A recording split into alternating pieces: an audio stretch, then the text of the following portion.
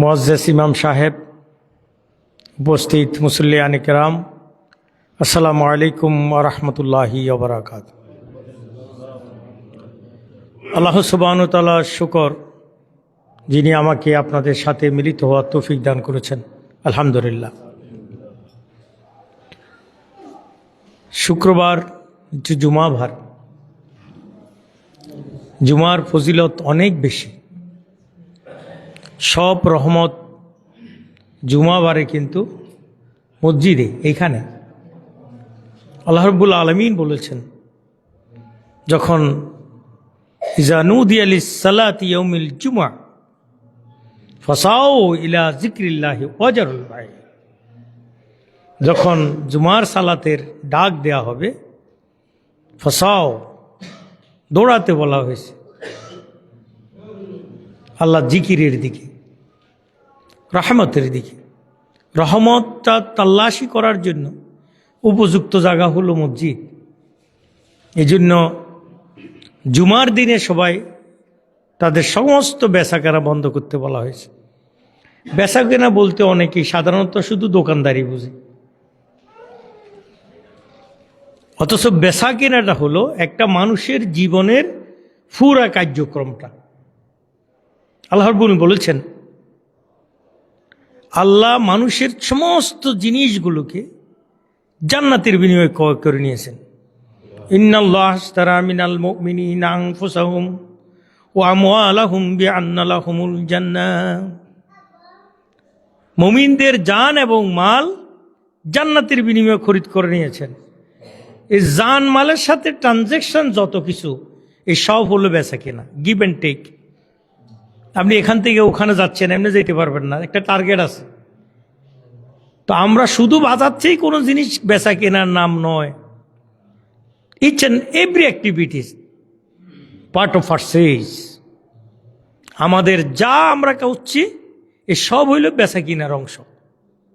কারণ আল্লাহ রাব্বুল আলামিন এই সব জিনিসই জান্নাতের বিনিময়ে কিনে নিয়েছেন।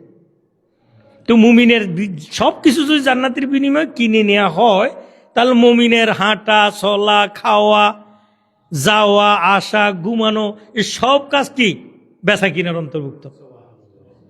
দেখেন, একটা আয়াত দিয়ে আল্লাহ রাব্বুল আলামিন কত কিছু বুঝিয়ে দিয়েছেন আমাদের জন্য। তো সুতরাং নামাজের যখন সময় হবে, জুমার ডাক দেওয়া হবে, আমাদের সবাইকে দৌড়ায় এদিকে আসতে হবে, এখানেই রহমতটা তালাশ করতে হবে।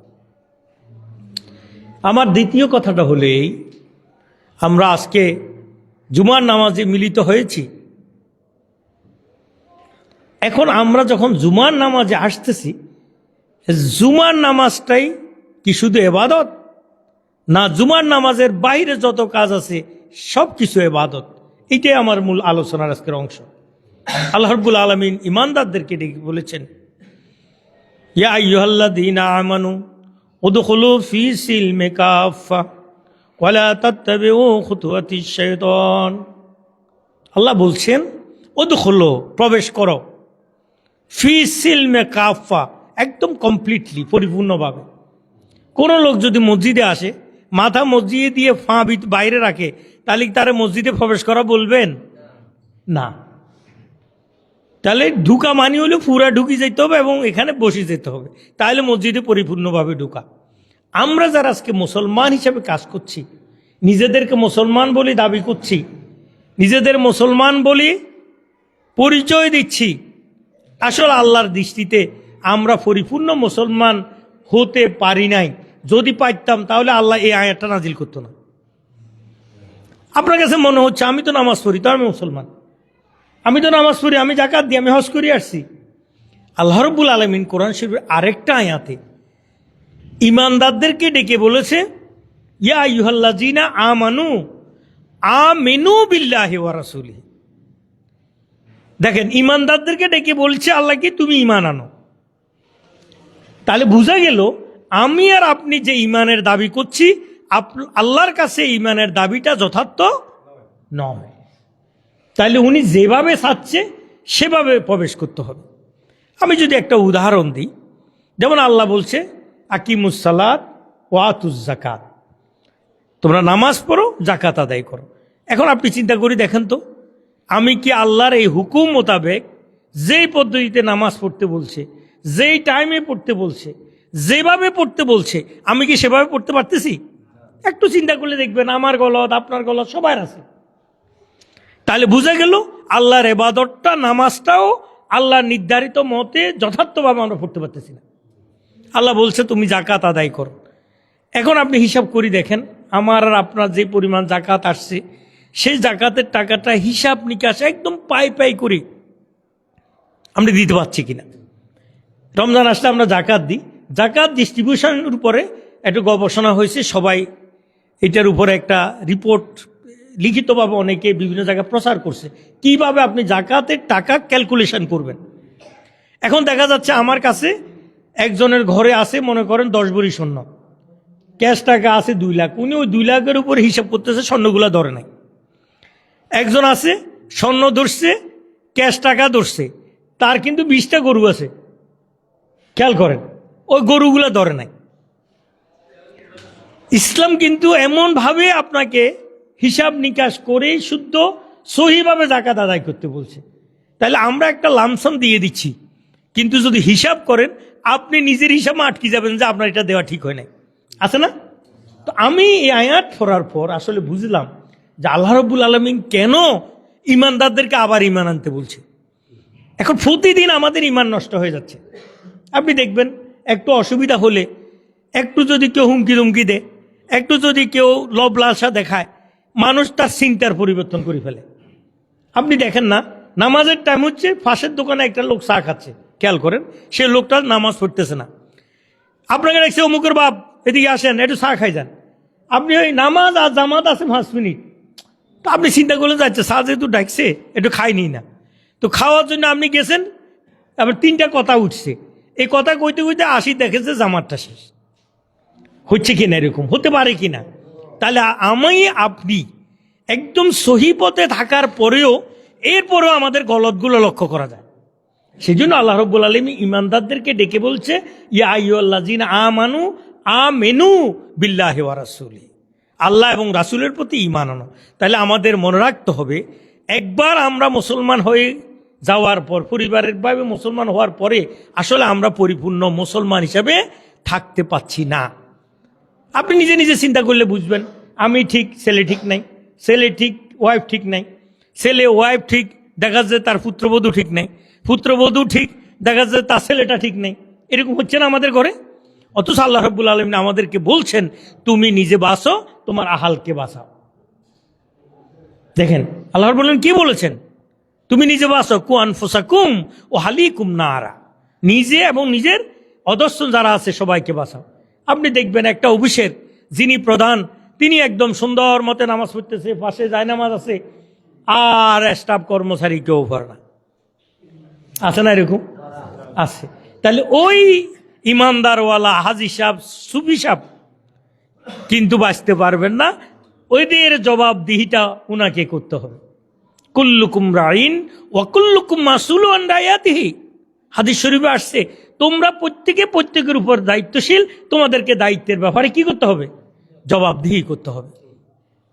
তাহলে দেখা গেল কি, আপনি পরিবারের প্রধান, আপনি নামাজ পড়ছেন, আমি পড়ছি, আমার পরিবারের কেউ নাই, ঠিকঠাক মতো পড়ছে না, এদেরকে যদি আমি সহি পথে আনার সর্বোত্তম চেষ্টা না করি, আমি নামাজে আটকে যাব। এরপরে গোড়া গ্রাম হিসাব করেন। এবার যদি গ্রাম হিসাব করা হয়, গ্রামের প্রত্যেকটা মানুষ একজন আরেকজনের প্রতি কি দায়িত্বশীল, এই হাদিসের আলোকে। এখন আমাদের এই এলাকায় আমি সর্দার হিসাব করলাম, আমাদের অ্যাডভোকেট সাহেব ধরেন, এনে অ্যাডভোকেট সাহেব নামাজ কলমা ঠিকঠাক মতো পড়ে, সব ঠিক আছে, কিন্তু এই গ্রামে এখানে একজনের জায়গা দখল হয়, আরেকজনের জায়গা এই আরেকজনে নিয়ে যায়, আরেকজনে নিয়ে বিচার হয় না, আরেক জায়গায় গান হয়, আরেক জায়গায় অপরাধ হয়। উনি বলে যে আমি আইনজীবী মানুষ, নামাজ কলমা পড়ে, আমি তো ঠিক আছি। কাল হাসরের ময়দানে উনি যখন জান্নাতের দিকে যাবে, ওই গ্রামের লোকগুলো যেগুলো জাহান্নামে যাচ্ছে, তারা এবারে উনার সামনে দিয়ে দাঁড়ায় যাবে, আল্লাহকে বলবে, আল্লাহ তুমি উনাকে কোথায় নিয়ে যাচ্ছ? কারণ উনি ভালো আমল করছে, উনি জন্য জান্নাতে যাচ্ছে। আল্লাহ বলবে যে, ওই এলাকার লোকগুলো বলবে যে উনিও একা একা এভাবে ভালো আমল করে জান্নাতে চলে গেছে, আমাদের এখানে এত গন্ডগোল ছিল যে এত কিছু বলে নাই কোনোদিন। হে আল্লাহ, আগে তাকে জান্নামে দাও, তারপর আমাদেরকে দিতে হবে। হাদিসের কথা, এটা আমার মুখের কথা না। তাহলে প্রত্যেকটা মানুষ একজনের প্রতি আরেকজন কি দায়িত্বশীল। আমরা আজকে মামলা মোকদ্দমা চালাতে গিয়ে দেখতেছি ঘটনা একটা ঘটলো এলাকায়, সাক্ষীর অভাবে বিচারটা হয় না। আপনার চোখের সামনে আপনি দেখছেন ওর জায়গা জোর করে দখল করে নিয়ে গেছে, পুলিশ আসছে জিজ্ঞাসা করে, এরে জিজ্ঞাসা করলে না আমি তো বাজার তো আসছিলাম খেয়াল করি নাই, আমি অমুক তাকাইছিলাম আমি বলতে পারি না। এইভাবে করে পুলিশ দেখলো যে কোনো সাক্ষী নেই, ঘটনা সত্য কিন্তু প্রমাণ হচ্ছে না। আছে না এরকম? এই কাজগুলো যারা করছে, সত্য গোপন করছে, হক কথা বলে নাই, আল্লাহর কাছে এরা সব আসামি হয়ে যাবে। আমাদেরকে বাঁচতে হলে পরিপূর্ণভাবে দিনে প্রবেশ করতে হবে। এটা যদি আমার ক্ষতিও হয়, আমার বিরুদ্ধেও যায়, আমার আত্মীয়তার বিরুদ্ধে যায়, আমার পরিবারের বিরুদ্ধেও যায়, তাহলেও আমাকে কিসের উপর থাকতে হবে? হকের উপরে থাকতে হবে। এটা হলো দুখুলু ফি সিলমে কাফা, অর্থাৎ একটা আমি করব বা আরেকটা করবো না, এটা হতে পারে না। আল্লাহ বলছে তুমি ইসলামের কিছু মানবে কিছু মানবে না, এটা হবে না। তাহলে আমাদেরকে মানতে হবে কিভাবে? পরিপূর্ণ মানতে হবে। এই পরিপূর্ণভাবে দিন ইসলাম শরীয়ত আমাদেরকে মানার আল্লাহ রাব্বুল আলামিন তৌফিক দান করুন, আমিন। আমি অ্যাডভোকেট সাইফুর রহমান, আমার বাড়ি 10 নং মিঠাল্লা ইউনিয়ন। আমি জামাত ইসলামী মনোনীত একজন প্রার্থী। এবার আমাকে বাংলা জামাত থেকে মনোনয়ন দিয়েছে, আমার মার্কা হলো দাড়িপাল্লা। তো আমরা দাড়িপাল্লা প্রতীক নিয়ে ইলেকশন করব ইনশাল্লাহ। আপনারা আপনাদের জ্ঞান বুদ্ধি বিবেক সব কিছু কাজে লাগিয়ে যদি আমার কথা পছন্দ হয়, আমাদের কর্মসূচি পছন্দ হয়, আমাদের সাল চলনগুলো পছন্দ হয়, কারণ একটা ভালো দেখলে তো হবে না, আমি সালাম দিলাম তাহলে আমি ভালো, এটা তো না। আমার সাথে দেখতে হবে আমার সাথে কারা চলে, আমার আশেপাশে কারা আছে, আমার আগে পিছের কার্যক্রম, এই সব মিলিয়ে হলো ভালো মন্দের ফাইসালা। তো আপনাদের কাছে সেই অনুরোধটা আমি রাখতে চাই। এবং আমাদের এই অ্যাডভোকেট সাহেব তো ফোন করেছিলেন যে উনার এলাকায় একদিন আসার জন্য। আমি যেহেতু আইনজীবী,